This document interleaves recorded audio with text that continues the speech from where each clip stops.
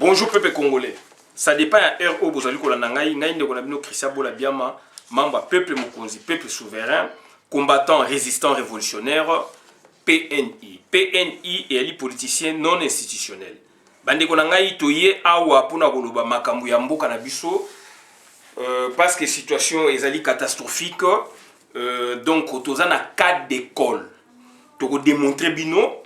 Donc, vous avez na cas d'école, vous avez na mafia na kati ya mboka, vous avez na contrebande na kati ya mboka. Yango na bande konangai donc to expliquer bino, to démontrer bino.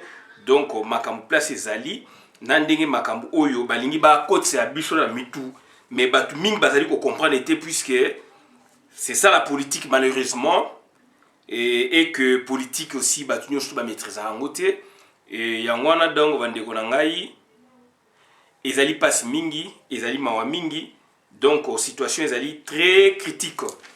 Bande konanga ito yemba mbangu na koloba makambu ya mboka na biso puisque ezali choquant, ezali pasi komona ba acteurs politiques o bazali ko sala makambu lelo na Congo, ba hypothéquer avenir ya yo. Ya ye kuna, ya biso nyoso. Raison pour laquelle biso to telema, raison pour laquelle biso to zali koloba. Donc bande konangai, ayez vos apaisements. Toza ko senga kaka na batu oyo bazali pro Félix bo bima na nzela na biso. Bo tika batu oyo balingi balanda biso bazala à l'aise. Oyo donc azali fanatique pro Félix bobima botika biso to sola na bandeko oyo bazana besoin ya information na bandeko oyo bazana besoin ba yoka oyo biso pe to bombeli bango. Donc bandeko nanga sur ce, donc mboka eko tambola na bolingo, mboka eko tambola na farce te, mboka eko tambola donc na escroquerie te, mboka eko tambola donc c'est-à-dire na occupation te, na duplicité te. Raison pour laquelle to ye awa bandeko nangai pona ko loba sérieusement. Bolanda hymne national oyo ya la Zaïre, la Zaïroise oyo e unifia biso. Unité nationale wana oyo papa ya Félix Tshilombo azalaki nakati ya impère. Azali parmi ba cofondateurs ya impère. Oyo biye papa na ye amemaki batu na déviationnisme. Peuple zéla qui n'a pas Tshisekedi une voix moko donc c'est-à-dire yakobimisa mboka na libulu papa Tshisekedi akufi akotisi mboka na libulu ya mwana na ye Félix alandi nzela wana. Donc bandeko na ngai c'est très important. Libata abotaka liki ya libata. Libata abotaka liki ya soso te. Soso abotaka liki ya soso. Soso abotaka liki ya libata te. Donc, c'est très important. C'est très important, comme tout le donc, rhinocéros, abotaka mwana rhinocéros. Ngubu, abotaka mwana ya ngubu. Donc, c'est très important. Donc, yangwana na boyi na lo bankoy, abotaka nkoy, na boyi biloko wana, na ebike batumi ba employer, mais na kei dongo na ba bibole mususu, banyama mususu pour na tous se comprendre. Puisque sujet en koi, confusion est trop. Donc, yango tolobi, donc, c'est-à-dire, ngubu abotaka mwana ya ngubu, rhinocéros abotaka mwana ya rhinocéros, soso abotaka liki ya soso avandelango, et c'est chlore. Donc, bana ya soso babimi. Libata abotaka maki ya libata, avandelango, et c'est chlore. 30 jours.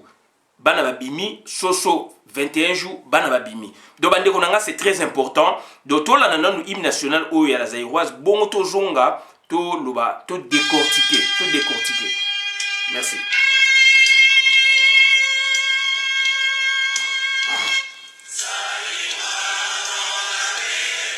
Trouver peuple uni, nous sommes les Zaïrois. En avant, fier et plein de dignité, peuple grand, peuple libre à jamais. Tricolore, enflammez-nous du feu sacré, pour bâtir notre pays toujours plus beau. d'un fleuve majesté, autour d'un fleuve majesté. Tricolore, vive l'idéal, qui nous relie aux aïeux, à nos enfants. Paix, justice, c'est travail. Paix, justice, c'est travail.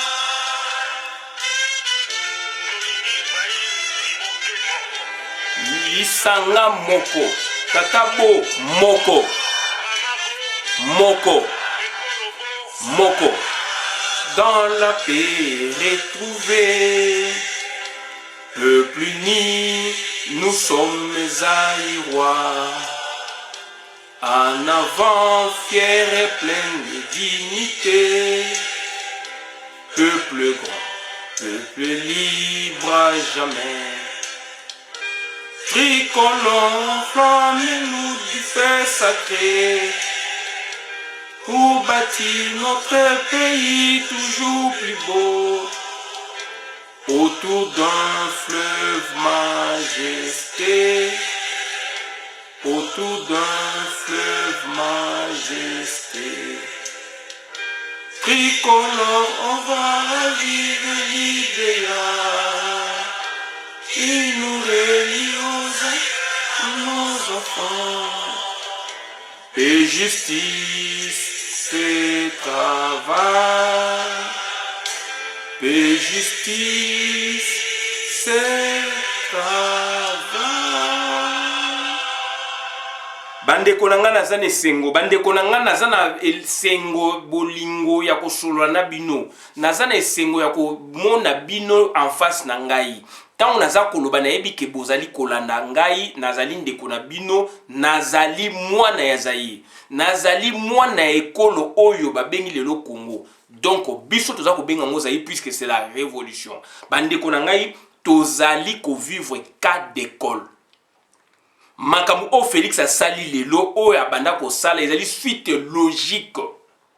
Donc eza cas d'école. Et ezali mawa mingi na Congo batu ba raisonnable chouchouté. Même batu ba bengi bango ba intellectuel, ba élite intellectuelle ya Congo. Donc ba koti bango na libulu. Donc ba koti bango na djeke et lobi bo ketu wayambo ba ke ko bwaka bango. Djeke za nini viser le na carrière ba koti ba tie ba ke isko ba teki zelo puisque muta sollicité ki na carrière zelo wana sko ba memelie djeke o ba koti ka mona chantier. C'est ce que Félix fait.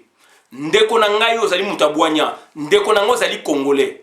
Tokoke ko koma na niveau oyo te ya raisonnement oyo. Ba touti bazali ko sepela bazali na vrai joker. Vrai joker na bango c'est Félix Antoine Tshilombo. C'est un grand personnage. Ndeko na nga naza koloba wana nazali ko sepela te. Naza koloba en tant que pédagogue politique pona oyeba mwana ya Tshisekedi azali kolanda trace ya papa oya ye. Donc ba vrai joker. Ba vrai joker pour détruire le pays. So na bengi vrai joker dans le sens que bango ba robenga bango ba vrai joker. Bato bazo sela bango misala. Ndeko na nga ezali réflexion inversée. Makabo bomoni lelo o Félix asali. Donc il faut avoir la réflexion inversée. Est-ce que na mboka oyo ba bengi Congo na 21e siècle ba scénario a bongo to ko se retrouver nango? Mboka ya Simo Kimbangu, mboka ya Kasavubu, mboka ya Lumumba, mboka ya président mboka ya dongo ya Mobutu Sese Seko, mboka ya en partie tokoloba donc c'est-à-dire ya Laurent Désiré Kabila. Est-ce que tokoko vivre biloko? Sur la bien partie puisque ne bandeli azaki na bango a dénoncer bango aye okoma mutu azongi mutu sima Laurent Désiré Kabila. Na en partie na wana un nationaliste. Mboka wana ndeko na ngai lelo après 60 ans. Toko ko la production ezo sama lelo. Ndeko na ngai donc inversion des valeurs. Ndeko na ngai donc to tomber trop bas. Ndeko na ngai mboka ezali hypothéqué. Ndeko na ngai soki yo sali quelque chose te, c'est fini. famille Tshisekedi et hypothéquer avenir ya bana Congo et hypothéquer avenir na biso amemi biso papa Tshisekedi na conflit entre guillemets na Mobutu opposition ou adversité on peut tout dire tout moni suite nango aye ko soutenir l'insoutenable donc occupation bakoti si occupation na Congo occupation pouvoir et si ya mandat a prolonger bango a prolonger ki bango na constitution nini constitution PC 3 mandaté constitution donc enfin constitution et lobby te que la batu ba prolonger je précise constitution et lobby et le baki te na décembre 2016 est prolongé ndeko na ngai donc c'est-à-dire ba détruire mboka ndeko na ngai donc c'est-à-dire ba casser élan ya peuple élan ya mboka carton rouge ke na wapi et monanate ba lieki mbongo pré-dialogue dialogue yo yebiango ya yebiango yekuna yebaki yango et lelo aujourd'hui c'est la production normative au mwana na Félix Antoine Tshilombo azali ko sala na misu makasi ndeko na ngai donc Félix Tshilombo boyebi yango bien pré-dialogue dialogue Félix Tshilombo ayebisi bino donc tokokende na élection avec machine ou sans machine à voter azalaki nini donc azalaki donc dauphin caché elongwe wana banomeye elongwe wana banyamulenge bandeko na biso ebimi na mwana Etienne Tshisekedi ebimi donc na mwana ya soso abotaka soso le Tshisekedi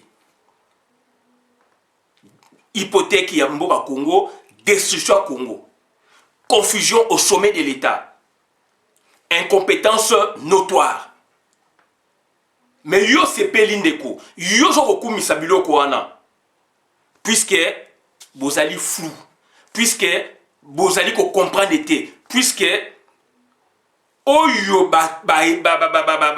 lakisaki yo comme politique yango wana ya mabe l'habitude à la force d'habituer même à l'inhabituel et loko o ezali ya mabe le fait que au mesani na yango oko arriver ko accepter yango et comme malamu l'habitude à la force d'habituer même à l'inhabituel donc makambu ya Félix ya mabe ya papa Tshisekedi mabe to s'habituer ki na makamba papa Tshisekedi ya mabe to mona ko malamu mais il fallait résistance ezala na kati ya diaspora pona balakisa na Congo mobimba na kati pe libanda ke papa Tshisekedi azali kokosa peuple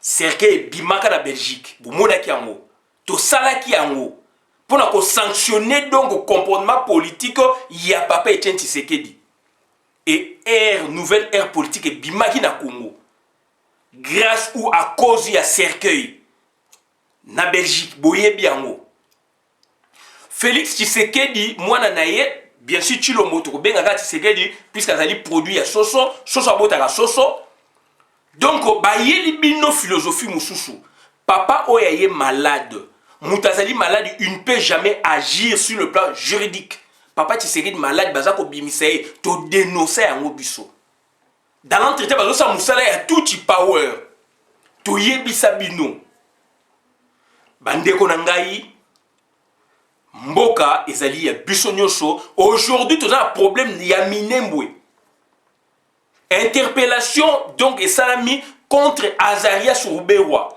48 heures na ye il fallait zala et sala memonana soit balongola ye immunité longwa ba poursuivre etc. Félix ayeko sala biloko na lelo na palais du peuple bandeko na ngai na scénario nyo c'est salami ya on a bengi ezali cas d'école ezali ba kamoko extraordinaire sur la extraordinaire zati que na kumisi c'est ça le terme que je dois employer pour m'exprimer ainsi donc ça dit ça ba kamoko ezako bima ezali donc ezali ba kamoko donc ezali donc non vécu ezali ba kamoko fabriqué ezali ba kamoko to mona yango te ya sika ezali ba stratégie ya mabe pour détruire mboka oyo famille Tshisekedi sala o Félix Antoine Tshilombo aye nango ko sala pour sauver les tout power. Félix Tshisekedi soki azalaki garçon, soki azalaki président de Tozo Sabino, il fallait kanga Azarias Rouberwa. Il fallait payer sa mot d'ordre. Donc, ça dit il faut faire. Donc, ça dit il faut procureur. La ministre Wana. Asa député, donc, parlement n'est côté que la base de Mikano rapidement. Donc, ça dit Moutouana, c'est un démon.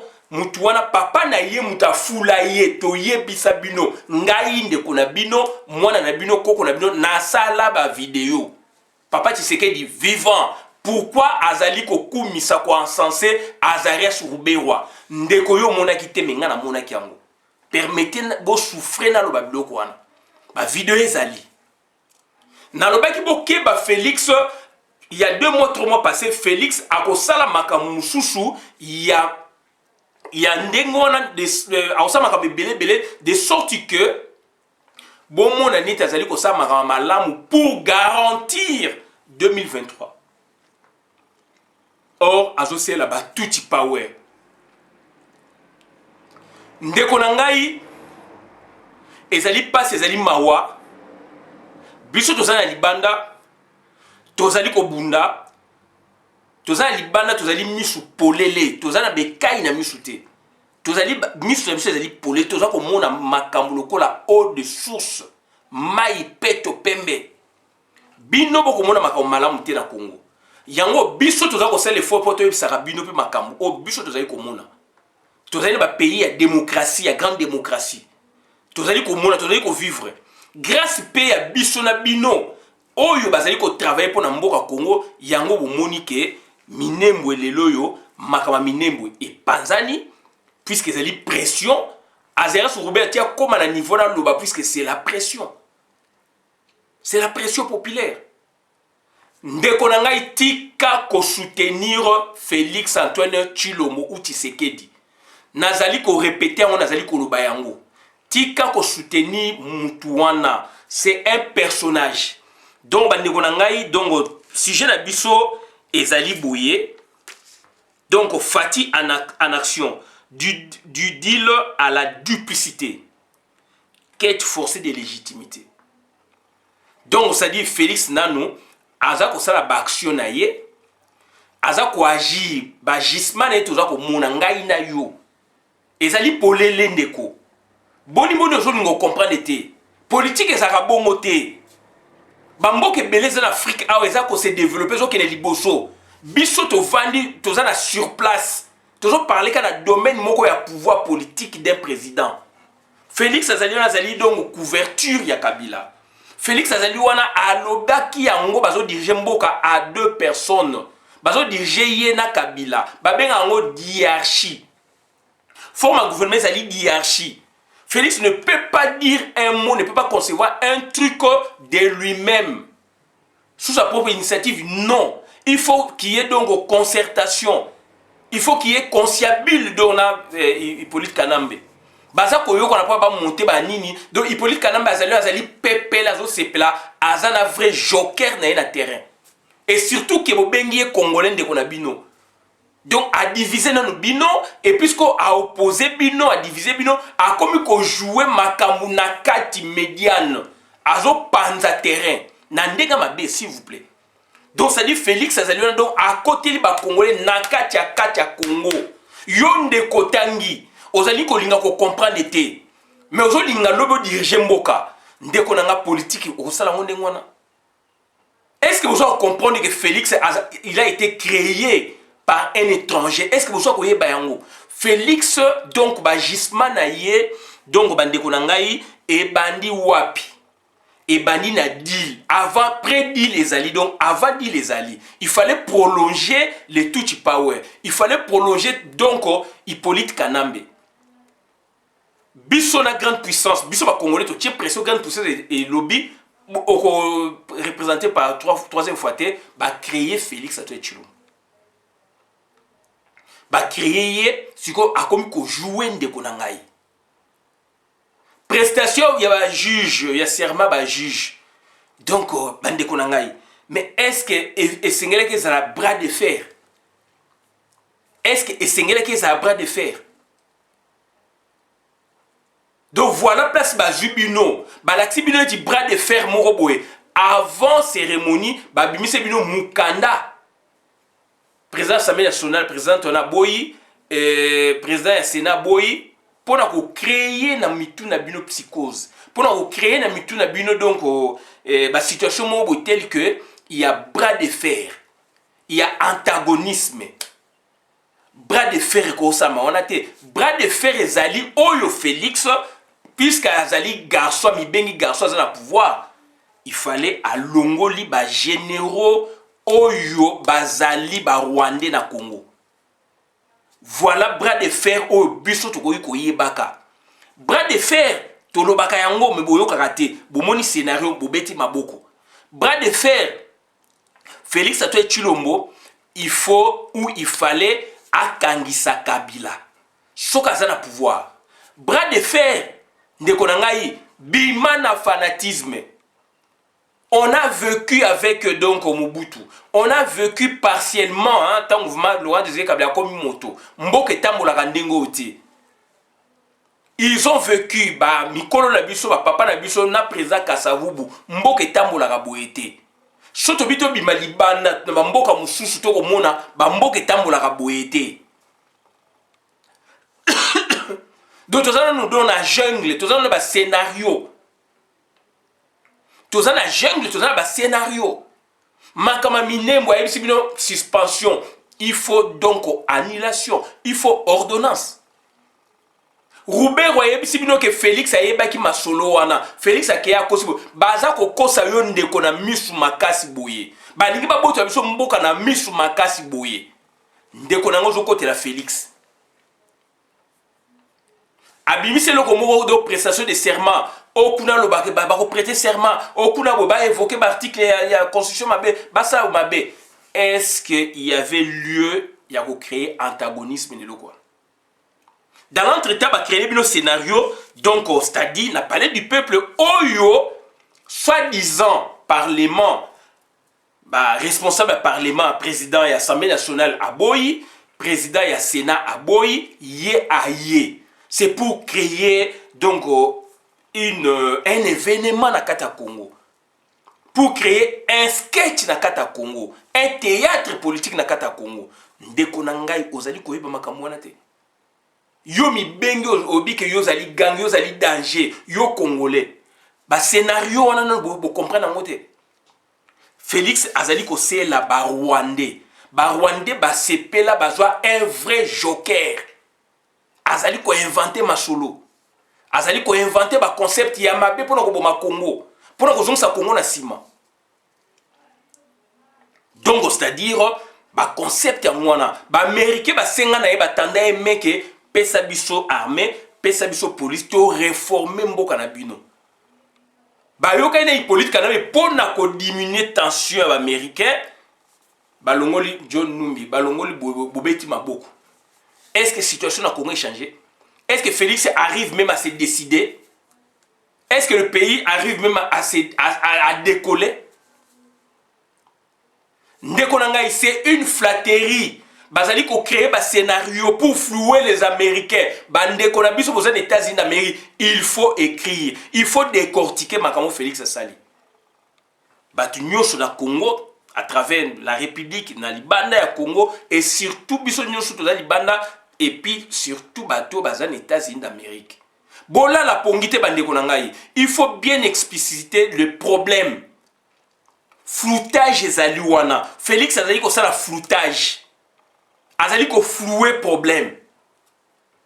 Puisque les Américains bazali ko tchaba mo précieux ya souka na makama Congo à part biso ba congolais. D'où donc Américain à Donald Trump. Donc d'où maintenant il faut créer un scénario net que makamo ezali bien bango ba sepela ba libérer makamo puisque États-Unis d'Amérique ba longoli ba lingi ba longola ba sanction ya Soudan. Pour ba moni na Soudan moi progrès salami. Yango Félix Antoine Tshilombo baza ko créer ba masolo wana. Baza ko mema États-Unis na voix wana. Baza ko mema États-Unis na voix net Félix azo sala ba effort. Ndeko nanga effort pour na Félix to mona ka sa effort il faut kanga Kabila. Il faut Kabila presser ça la maki akimi même à exil. Là on peut comprendre. Soit à exil a rozana même mise na Congo vous maté. tomoni yango donc na Burkina Faso. Blaise comparé à Bima, président Sika à Kota, président Sika azali ko sa masolo na ndenge na ye puisque espace etika les a libérés. Ce qui le politique kanambe accueilli exil, mboka na biso ko za libéré. Janeta Okima, Joa Okima, Nyaruga Okima, Azarias Okima. Donc batouana tout ba Okima, on suppose que Félix a tika la kapona. Donc a kozoka mikana pona ko bengana bango, ya ko tika na pouvoir na hypothèse wana. Mais ezali impensable na mutu ya Félix puisque mentor na ezali Hippolyte Kanambe, mentor na ezali Olive. Dans l'entretemps, Dani Olive na mobile na ye bazo kende par-ci par-là na Goma boye baza bani ko sa la campagne. To ça la vidéo banaka to Sabino. To Sabino ke donc osali Hippolyte Kanambe aza ko préparer moi si na ye pona assez a lancé moi si donc à la candidate aux élections présidentielles en 2023. Oyo Olive Lemba zali ko sa ezali déjà campagne pré-campagne électorale. Ndeko nanga boni bozali ko la pongia ba bébé. Papa na ye ala sibiso pongia ba bébé, moi na ye sko ko la sibiso pongi donc ya ba bébé. Ba ndeko nanga to okena mboko wapi. Toke na mboka boye wapi mboka kufi. Policier ne mutatombo la mboka. Ba ebino politique ya mabe cynisme vrai comme il faut ba Rwandais bazali ko sepela. Nazui information ba meli ba champagne. Ba Rwandais ba meli ba champagne avec loko Félix Asali. Vrai joker na bango. Abibino boyi masolote tika ngai na kolakisa bino nazali congolais. Voilà scénario Félix a créé. Kosibino fausse opposition entre FCC cash. Ba créer scénario wana. Soit disant ba so koyo kanate. Pour ne PCE passage lobby aya même à dissoudre Assemblée nationale puisqu'il y a une sorte il y a conflit. Pour na nini ba pesa Félix légitimité. Puisque ba dit que ce qui Félix ba PCE légitimité ba créer légitimité, lobby Félix a ko protéger les Tutsi power. Ou bah représentant Félix Lobby bah ko représenter bah Tutsi power. Bande konanga il travaille sur la durée. Félix bo pesier mandat oyo soki to bengani été akoke na deuxième mandat, soki to bengani été ou to bomi été troisième mandat ako se représenter té ako créer mutu oya ye ba ko yela binoboy na expliquer makamo bandaka. To ko sala 50 ans na pouvoir expansionniste touti Rwandais nakacha Congo incrusté. Ti dynamique moko ko yaka lobby trop tard. Ba mélange de salami but na bango ezali ko ba bota na ba ndeko na biso basi na mibali. Pona banana baza ko ba hybride. So na bi hybride comprenez mon émotion. Na bona ba métis ou métis. Donc hybride dans le sens que bana wana bako opter pour la nationalité congolaise. O bako bimana union ya biso na ba Rwandais. Biso na ba Ougandais bana wana bako pona mingi nationalité ya kotoyo. Même so ba papa na bazali ba Rwandais. Pona nini pouvoir ezali bango ne mtu bako diriger. Pona to bimana eloko na ezali pasi. Pona to bimana eloko na bande konanga ezali pasi.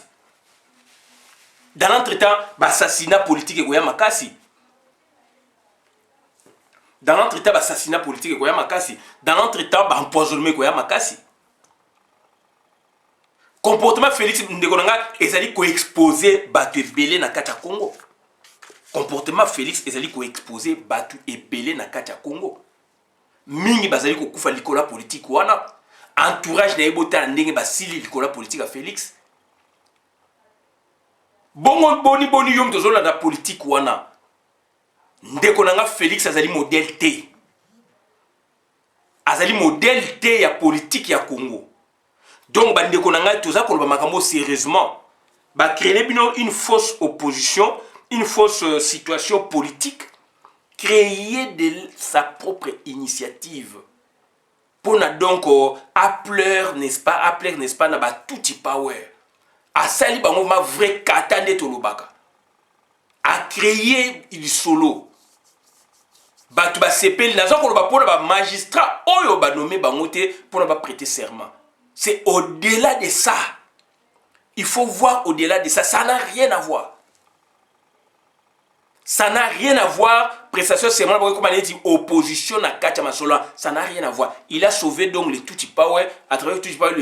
Donc, ça dit Roubaix Roi. Il a sauvé Roubaix Roi. Il a sauvé Roubaix Roi. Donc, Aboyi a détourné son attention. Il y a Roubaix Roi. Roubaix Roi te ki mboka na Félix, to yebisaki bino. Soki azali président république oya bino. Soki azali na pouvoir ya Congo oya bino. Il faut signer ordonnance. Annulant. Pour signer ordonnance ba annuler. Ezali loko ya à côté na bureau na ye na équipe na ye. 2 heures d'état, 3 heures d'état ba bimi dossier vandi. Pourquoi il ne le fait pas? Ndeko na ngai na philosophie va se poser 3 grandes questions. La zone la kelo kwana. Ezali protocole et raisonnement. Pourquoi Félix a sali loko il y a prestation de serment et magistrat avec pompe la palais du peuple community groupe bayokanité FCC Kachin bayokanité. Pourquoi? Comment à s'employer pour la salle yango? Tu expliquer bino quand est-ce qu'a sali yango? À celle où na moment oyo il y a un problème, il y a minembwe. Félix Ponaye il s'en fout. Tu vois ça que bino Félix Mutaloba depuis Londres que ba Nyamulenge bazali bandeko na biso. Biso to boyaki yo sepelaki. O comprenez qui mais aujourd'hui sa politique aujourd'hui on comprend les karaté. Félix n'a rien, il faut to benga na garçon wana. Il n'a rien comme pouvoir, il faut to benga na garçon wana. Pour que zong ça te restaurer ou te rétablir pouvoir oyo ya ba congolais oyo ekima na Congo tant ba bengani Mobutu. Depuis le 17 mai 1997 pouvoir ya Congo ba joie yango et ezana na balabala. De pouvoir ya ba congolais ezana na balabala. De pouvoir écouter na explica bino ezali pouvoir moko virtuel. Et outil libanda, ils allaient expansionnisme, pouvoir mot expansionniste. Et outil libanda et kotina Congo, ba baki mon akata Congo. Ba diriger bango moko, ba monisco communauté internationale te comprendre bango, ba bimisi mona mboka. Félix Antoine Tshilombo. Yango na yebisa ki bandeko ya komba oyo, ba lobai ke toko bunda sou combattre, Félix a na pouvoir, faites attention. Bozonge la combat na bino, bobundi la Congo na bino. Félix alingi bino pété, a zappé na besoin na bino te. Bosala ki fausse route, c'est normal, ils ont raisonnement. Raisonnement donc au Kenya ki boyo, okoki kozonga. Ezali mboka na yo, défendre mboka na yo. Défendre mboka na yo. Donc bandeko nanga c'est très important. Bino moko bomoni kuna. Donc on sait que Félix a fait de Fati en action. Du dul à la duplicité. Duplicité ezalinini Fati azanani naza kolobango nazo zongela yango. Donc c'est un personnage de politique douteuse. Donc azamutu moko donc ça dit il y a politique moko ya lokuta. Ezali na makila na bango bato lokuta na politique. Politique ari ya mensonge pas na bango.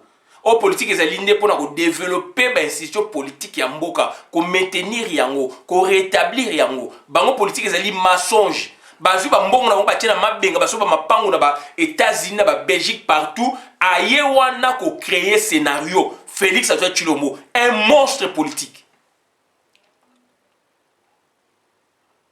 Son nabi monstre na zo kumisa été, joie monstre na sens nango plénier.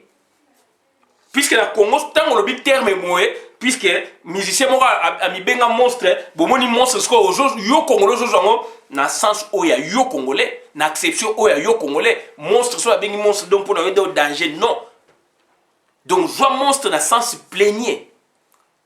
C'est quelqu'un qui ne veut pas de votre avenir, de notre avenir. Il l'a hypothéqué. C'est fini, le Congo est sili.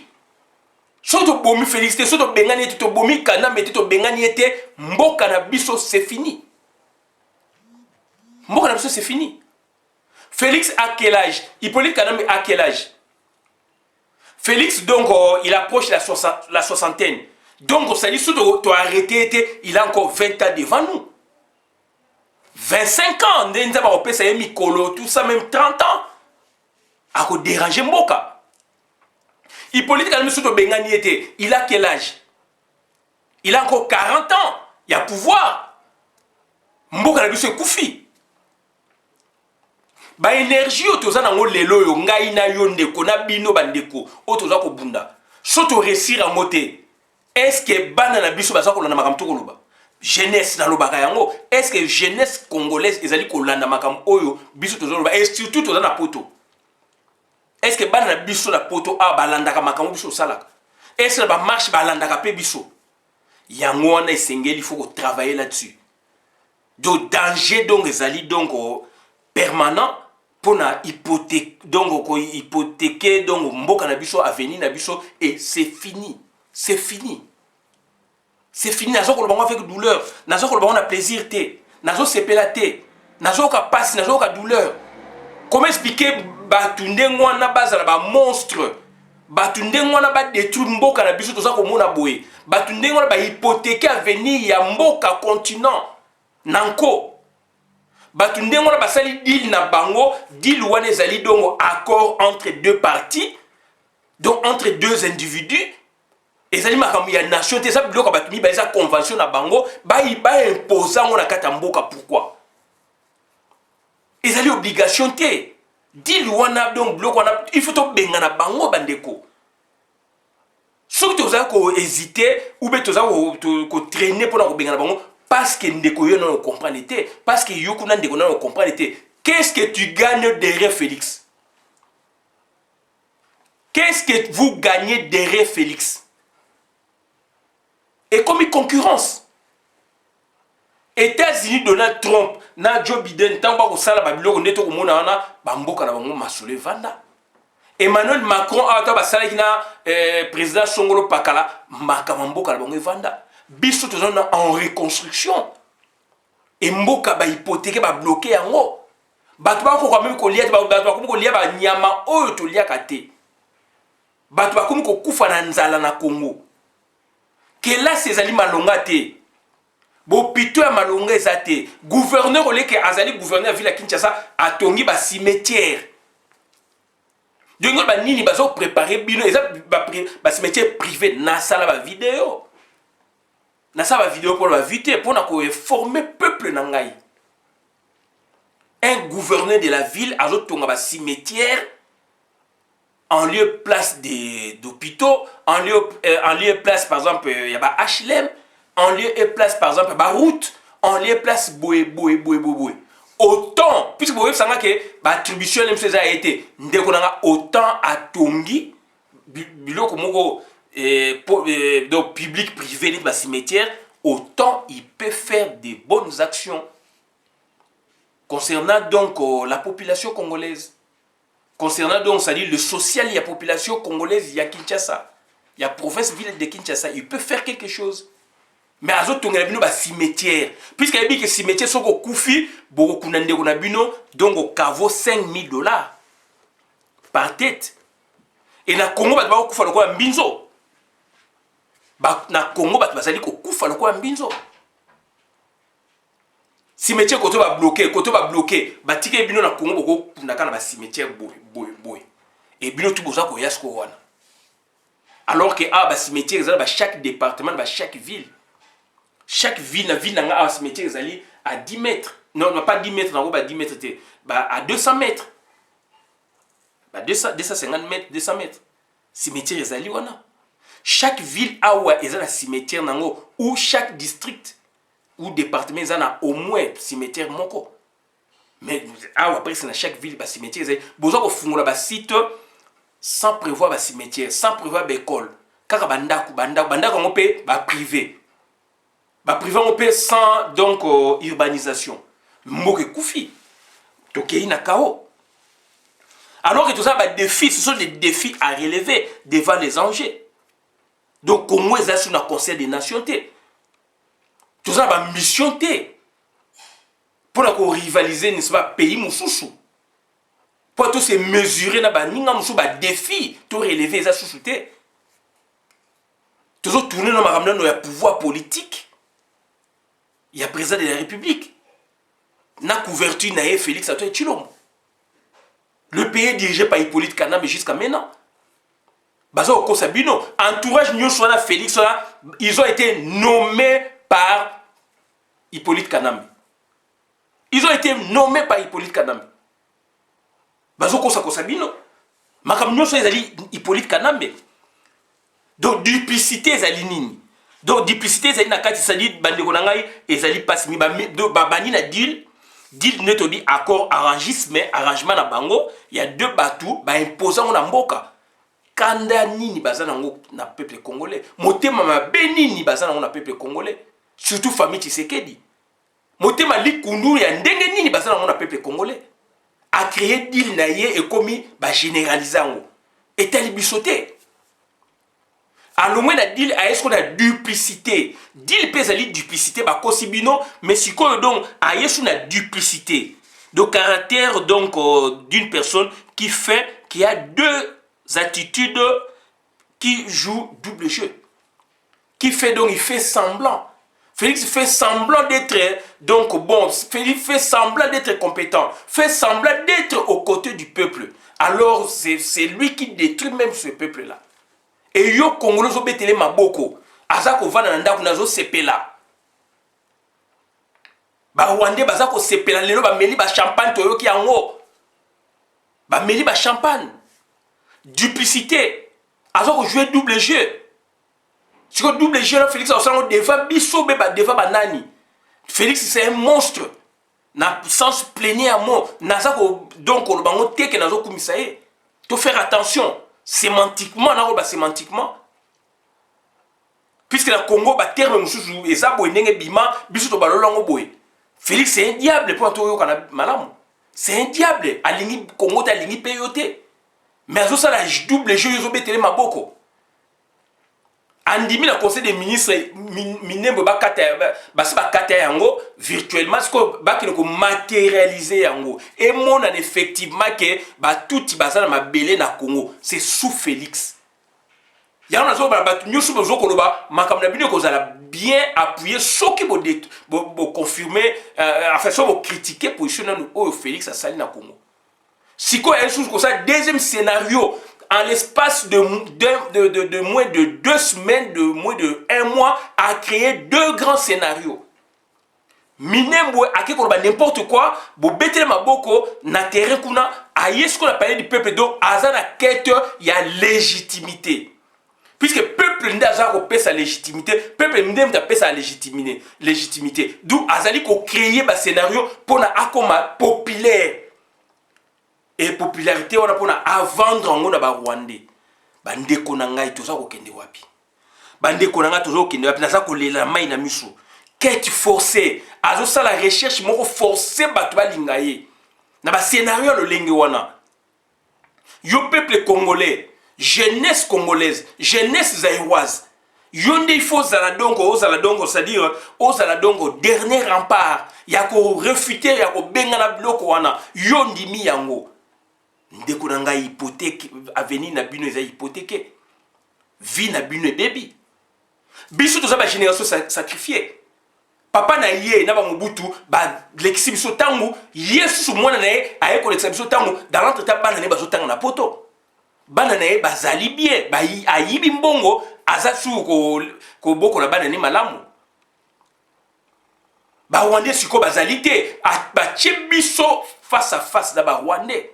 Enfin, ba biso face à face na ba Congolais do dos à dos ba Rwandais bazali susu wana te. Boni batu wana bazwa courage te. Mabele ya Congo eza ba famille Tshisekedi te. Mabele ya Congo eza ya Félix te, eza ya tata na ngai te, ezali ya ngai te, tozali nde ko kitana na yango, d'où tozo obligé il faut to battre yango pour la génération future. To battre yango pour la génération future. Ndenge biso pe ba batela ki biso ba mabele na ba koko na biso na papa na biso. Ba papa na biso ba koko na biso ba katala ki mabele wana te. Bande ko nanga voilà danger tozana ngo. Pourquoi l'avait-il fait? Pourquoi Félix a sali biloko? Pour pérenniser l'occupation. Ndeko na ngai, ezali mawa mingi, ezali pasi mingi, donc azako luka légitimité. La légitimité, c'est la qualité de ce qui est fondé en droit, en justice ou en équité. La légitimité repose sur une autorité qui est fondée sur des bases juridiques ou sur des bases éthiques ou morales et permet de recevoir le consentement des membres d'un groupe. Membres d'un groupe, ça va biso toyebiete. Babino wana boko bete maboko boyeba qui était. Bolingi était puisque ça usurpateur. Siko a travaillé aspect wana à côté libino pona bokoman yaye. À côté libino pona bokoman yaye. Dans l'entretien, Martin Fayulu précédait erreur grossière. Martin Fayulu a limbisaki Félix. Voilà ndenge Félix il joue. Donc il a bien préparé, tout il va préparer ma son na bango. Donc mutu oyo peuple a payé légitimité. Oyo a gagné qui élection réellement. Martin Fayulu, lui à son tour, avant qu'il zone après confinement, va travailler à Limbisi Félix. Pouvoir politique. Aujourd'hui Limbisa mutu. Tout ça on confond les religions et la politique. Martin Fayulu a commis une grosse erreur. Voilà sa légitimité, le loyo. Et ben, il n'est pas Félix. C'est un travail. Tant que vous critiquez Martin Fayulu, la position, il y a joie qui yondeko, au comme vous critiquez Bisso, au comme vous finga Bisso. Alors que le vieux a fait donc a commis une grosse erreur. Nous, on l'a soutenu. Il fallait garder position dans un standard. Papa Tshisekedi jamais de son temps à Kendaki, à Senga, pardon, à Kendaki Boé. Vous confondez les choses. Dans le baron, tout ça la religion, tout ça la politique. Martin Fayulu aurait bien gardé sa position là. Et qu'il renforcer naba Angers ou Félix Azar Osala. Naba Makamo ou Yanga Osala. Alors comment très populaire. Très populaire, il y a des gens qui ont stade, non. Très populaire, par rapport à l'action où ils ont fait. Puisque Félix, maintenant, quand il a phase où il faut faire croire que Oyo Bazali préparé, qui a créé antagonisme, il y a tout type pas où ils ont makambu ya lokuta. Ils ont makambu lokuta. Martin Fayulu a outu ko lobana moni à moins qu'ils aient yété. Na moni ba déclaration que Félix a sa makambu pour détourner votre attention. Nana ngo ko yokai. Na momo e komi antagonisme. Donc makambu ezali na yaye. Par quelle mouche tu es et piqué à Limbisi Félix? On confond religieuse à religion, politique à politique. Il aurait pu garder. Naza Kolobango sincèrement. Naza pour Martin Fayulu, mais je le dis sincèrement. Moi, je l'avais soutenu. Je croyais aussi donc dans la réaction, dans le gisement. Mais quand il a dit qu'à Limbisi, donc erreur monumentale. Erreur monumentale, voilà ce que le chaos est là. Yangwana yo ye kuna to bima na ba parti politique to sala makambu biso moko population biso moko. Il y a un leader à Kobima, leader naturel à Kobima, leader opportuniste à Kobima. Donc bandeko nanga c'est un travail. Yango tozo senga na bino, il faut travailler. Il faut travailler puisque bandeko nanga donc ezali passe mingi ezali mawa mingi. Donc ça dit Félix c'est un personnage politique pour détruire le Congo. Pour détruire le Congo. Pourquoi on peut se poser beaucoup de questions, dont la principale, pourquoi Félix se comporte ainsi? Puisque magistrat bazali prêter serment, etc. Mais ça va scénario politique, ça arrangisme politique. Félix n'a pas de pouvoir. Tout le monde est dans le Sénat. Oba boy oba komi kanana veille ba panzi nakati ya deal nakati donc ya ba scénario na bango nakati ya duplicité pour na ba flouer au peuple ba lakisa yo loko yo lingaka que Félix a un pouvoir te bilembo ezali belé to lakisa bino que Félix a un pouvoir te ba laksi yo donc on est à opposition. Félix a commis fort Baboyi ya koti na palais du peuple. Abimisi ba soda. Ezali masolo. Félix n'a pas de pouvoir. Félix n'a pas de pouvoir. Félix n'a pas de pouvoir. Et ça va scénario. Et ça va scénario. Pour na ba mbaleo, pour na ba kosayo, pour na lobby bo pesaye, donc bo pesaye, donc confiance. A rejoint confiance wana ake ateki ya moso et pas ba Rwandais. Dans l'entretemps 2023, ce qui te bengan bamote 2023 donc yali akobima pona bomu na yeni mutumu ba sayi maka malamu. Alors mboka ba secteur zebele oyo ye akoyi ko émerger akoyi ko exceller pardon akoyi ko exceller na ba secteur rebelle. Azu décision makamemonani.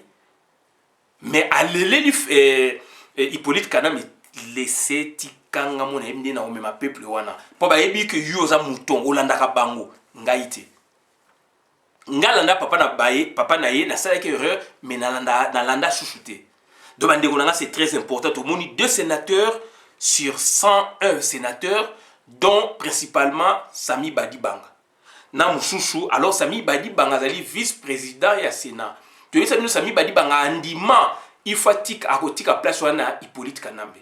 Donc Félix qu'est-ce qu'il fait soit moni donc bazo sale ba chantage.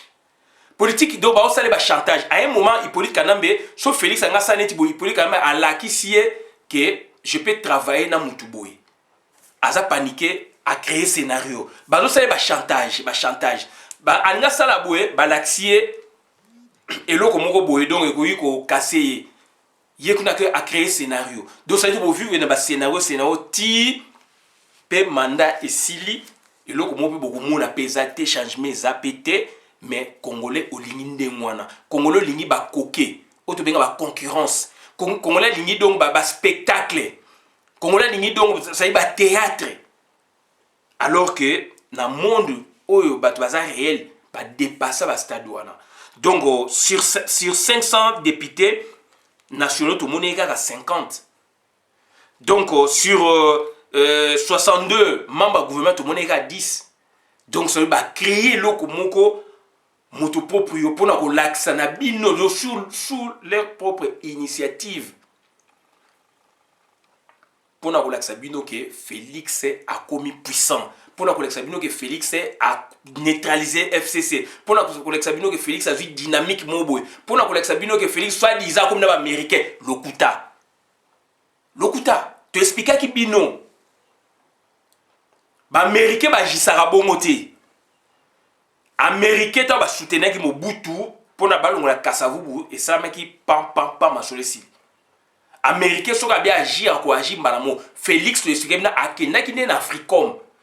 Ane o eleki to mona ki ba soda Africom ba yeki wana.